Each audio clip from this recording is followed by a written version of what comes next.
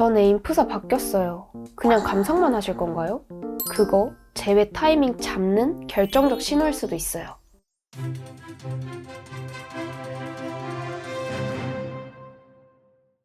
안녕하세요. 연애의 자격 예진쌤이에요.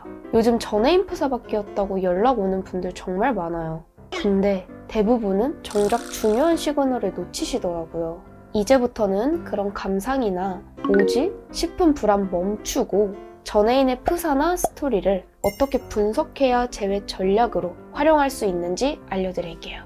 이 영상 끝엔 우리가 어떤 프사를 써야 매력적일지 실전 꿀팁도 준비했으니까 끝까지 꼭 봐주세요. 이별 후 재회, 상대방 프사 활용법 첫 번째, 프사는 감정 상태의 배출구다.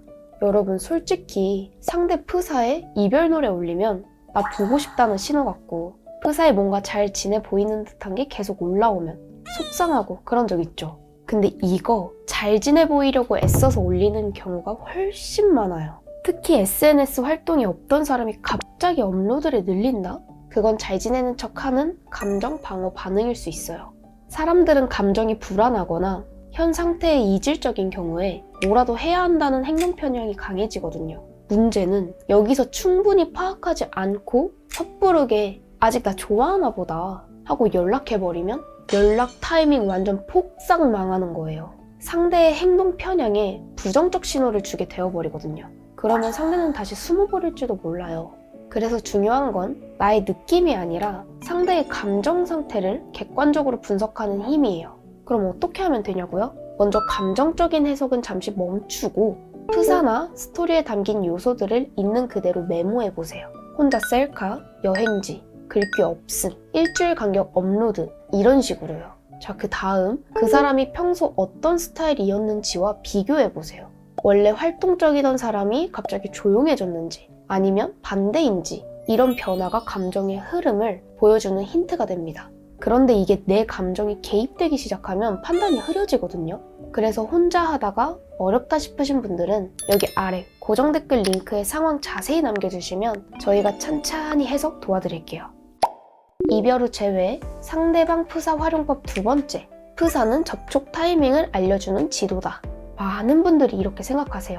용기 내서 연락하면 언젠가는 통하겠지. 근데 재회는 감정의 타이밍을 맞추는 싸움이에요. 프사는 그 타이밍에 힌트를 담고 있고요. 특히 이별 후 초기에는 감정 기복이 심한 시기예요. 그때 SNS는 상대의 무의식이 반영되는 비언어적 표현이라 연락 시점을 가늠할 수 있는 아주 좋은 자료가 돼요. 그래서 첫 번째로 확인할 건 어떤 사진들을 올리는지인데, 예를 들어서 평소엔 잘 안 올리던 사람이 갑자기 혼자 여행 사진을 자주 올린다? 그거는 혼자서도 괜찮다라는 걸 자기 자신에게 세뇌하려는 시도일 수도 있어요. 혹은 관계 단절 후 자율성을 회복하려는 회복 행동이기도 하죠. 반대로 몇 주간 SNS를 비워두다가 갑자기 누군가와 함께 있는 사진을 올린다? 그건 단순한 일상 공유가 아닐 수 있어요. 심리학적으로는 보상 행동이라고 불리는 현상인데, 이건 이별 후에 공허함을 다른 사람과의 교류로 덮으려는 반응이죠. 이때 너무 성급하게 연락하면 타이밍이 안 맞는 사람이라는 인식만 더 강해질 수 있어요. 또 하나 중요한 건 업로드의 리듬이에요. 주기적인 활동이 유지되다가 갑자기 멈춘다면 그건 감정이 정체되거나 내부적으로 갈등이 심해졌다는 신호일 수 있어요. 그 시점은 새로운 접근을 고려해볼 만한 감정적 공백의 타이밍입니다. 즉, 프사는 단순한 사진이 아니라 감정 상태, 행동 경향, 관계 반영이 모두 담긴 지도라는 거예요. 이걸 읽을 줄 알면 무턱대고 연락하는 것보다 훨씬 효율적으로 재회 전략을 짤 수 있답니다. 이별 후 재회, 상대방 프사 활용법 세 번째, 우리의 프사도 매력 어필의 도구다. 상대의 프사가 이만큼이나 의미가 있다는 것은 반대로 우리의 프사도 상대가 우리를 평가하는 중요한 기준이 된다는 의미이기도 합니다. 그리고 이건 단순히 예쁘게 나온 사진이냐의 문제가 아니에요.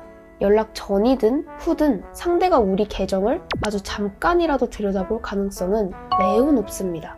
그래서인지 네이버 구글에 상대 프사 염탐 확인하는 법으로 멀티 프로필 가두고 프로필 뮤직으로 숨기고 투데이 확인하고 이 방법을 사람들이 찾는 이유가 염탐이 빈번하게 나타나고 있다는 반증이죠.